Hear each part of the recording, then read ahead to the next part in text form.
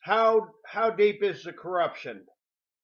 How scared are the American people to speak up and to speak out about corruption within the United States government, the states governments, and the county governments? And why are they so afraid?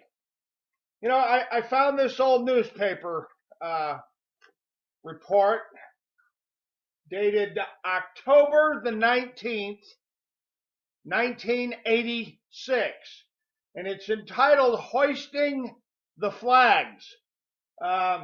It's a list of completely illegal, totally unlawful, outlaw land developments in one county, just immediately north of Houston, Texas. I'm going to try to show it to you here. It's called Hoisting the Flags. It's from the Conroe Courier. I know it's kind of hard to see it. But as you can see, all those names, those columns, all those names are the names of the land developments. Where's the FHA? FBI cover-up. Hoisting the Flags. That's from the Conroe Courier. October the 19th, 1986. List shows unrecorded subdivisions. Written by Lucy Proctor of the Conroe Courier. She starts out at Pinewood Village. There's strength in numbers, the adage goes. And Judson Witham hopes the saying holds true. Let me read a little bit of this. I haven't seen this in a while. I just came across it this morning. Witham, president of the Pinewood Village Homeowners Association. Wow, that's a long time ago. Appears often before the Montgomery County Commissioner's Court, asking for county action against the developers responsible for the badly rutted roads, contaminated water, and sewage all over the subdivisions. Witham has arranged an October 25th meeting of those who own lots in unrecorded subdivisions. The meeting begins at 1 p.m. in the Allendale Shopping Center on FM 1314 between Highway 105 and United States Highway 59. And the article goes on and on and on and on, hoisting the flags. And it's this giant list of all the illegal land developments. This is just in one county. This is just in one county, folks. One county where the government allowed thousands and thousands of these land developments all over the state. They're all over the state. Now, to my friends that are occupying Sherwood Forest against the orders of the king, the merry men of Robin the Hood occupying the bird sanctuary, the wildlife refuge, and Harney County, Oregon. You see, folks, Mr. Bundy and Mr. Bundy and Mrs. Bundy and Mrs. Bundy and the Bundy kids, you see Mr. and Mrs. Hammonds and all the Hammonds. The reason people are afraid to speak out and to speak up is because when you expose government corruption, the government comes after you to shut you up. I've had it done to me for years. Because you see, ladies and gentlemen, let me sneeze. Excuse me, it's wintertime. I got a little bit of a cold. You see, ladies and gentlemen, all over the United States, from Maine to Florida to Southern California to Alaska to Hawaii, and all the states in between, all over the United States, there's tens of thousands of completely illegal, unlawful land development projects that have been used by unscrupulous land development criminals, land development crooks, in cahoots with very corrupt bankers, very corrupt contractors, extremely corrupt suppliers and lawyers and judges and sheriffs and county attorneys and county judges and officials from the Housing and Urban Development Department and Postal Inspection Service inspectors and people from the Department of Justice and the FBI.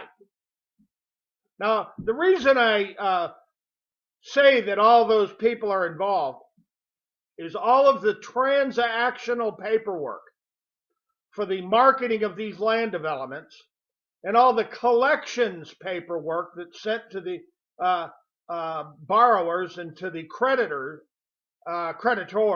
excuse me. Well, that's not important. The billings to the people that have been victimized by these land swindles are all sent through the U.S. Postal Service.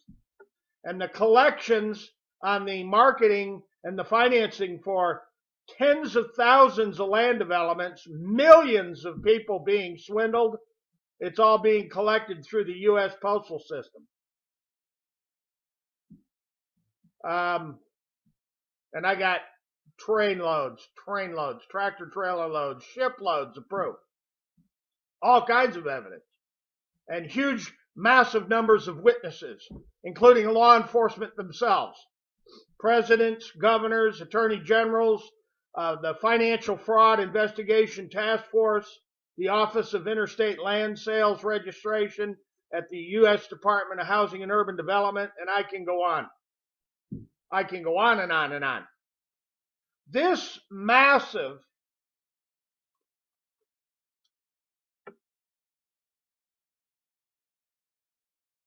nationwide scandal involving literally millions of land developments all over the United States. I don't mean millions, millions of victims all over the United States. The financing and the banking, the collection of taxes, the tax assessments, the inspections that were supposed to happen by county officials. You've got government officials all over this United States that got their hands up, their palms out. They're getting kickbacks. They're getting taken care of by the crooks. Presidents, congressmen, senators, regulators, FBI, U.S. attorneys, you name it. They're all being taken care of. Now, to kind of fast forward and bring it to today, the 14th day of January 2016, you have this massive, unbelievable mountain of money that's been sucked out of the system. Trillions are missing. Trillions have gone up in smoke in this real estate related, real estate centered, real estate enabled, real estate swindling Ponzi pyramid con job involving all these completely illegal red flag. That's why Lucy Proctor, can you see her name there? Lucy Proctor, a Courier staff. Hoisting of the red flags, October the 19th, 1986.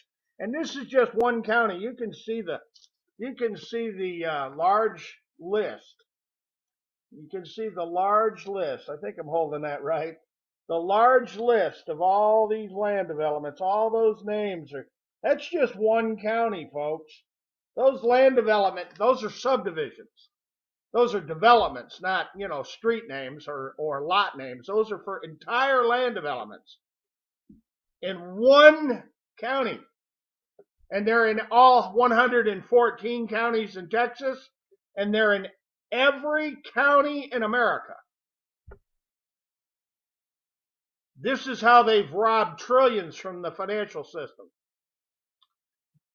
Speculative, bogus, illegal, unrecorded, subprime land developments. Substandard, dangerous, sewage all over the place, dirt roads, no drainage, you name it. They suckered huge numbers of people, massive millions of people have been suckered in these land deals over the years. And it's been going on for a long time. It's all tied into land swindling and land conning, just like at that bird sanctuary south of Burns, Oregon, with the BLM and all the people that work for the BLM and all the people that work for the FBI and all the people that work for the county sheriff and all the people that work for the county. Everybody's getting paid to be part of that racket. There's your explanation, Amon Bundy. Why are people afraid to stand up and say something? Because there's too many people that are on the dole. There's too many people that are receiving financial benefits from going along with the program. Wow. They did it to the American Indian. They stole everything in sight, from sea to sea, from the Atlantic to the Pacific.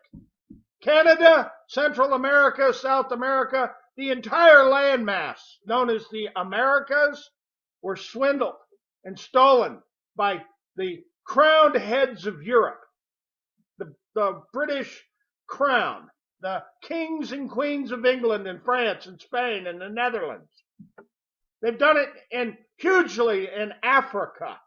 They've done it as far away as Australia and New Zealand, all of Canada.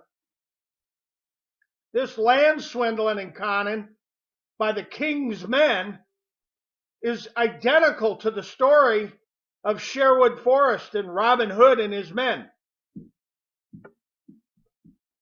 Robin Hood was written at Witham Abbey, at a Christian monastery, Witham Abbey. Imagine that, folks.